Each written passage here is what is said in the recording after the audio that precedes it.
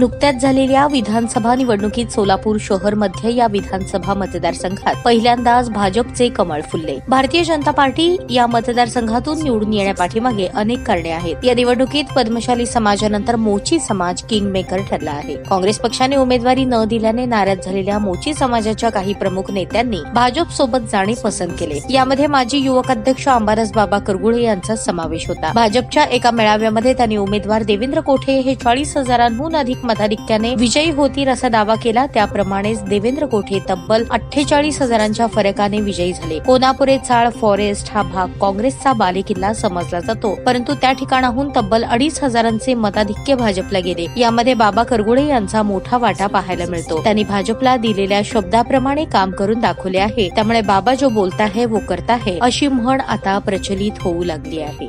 या बातमीचे प्रायोजक आहेत रिदान ज्वेलर्स। आमच्याकडे 24 कॅरेट, 22 कॅरेट, 20 कॅरेट आणि 18 कॅरेटचे सोन्याचे हॉलमार्कचे दागिने मिळतील। HUID नंबर प्रमाणित दागिन्यांसाठी GST बिल घेणे अनिवार्य। 100% रिसेल गॅरंटी। इतकेच नव्हे तर प्रत्येक 10 ग्रॅम सोने खरेदीवर 10 ग्रॅम चांदीचे नाणे 20 जुलै 2024 पर्यंत अगदी मोफत। ग्राहकांसाठी विशेष रिदान गोल्ड योजना। ग्राहकांनी सलग 11 हप्ते भरल्यावर 12वा हप्ता आम्ही भरणार। त्याची रक्कम 1,000च्या पुढे कितीही।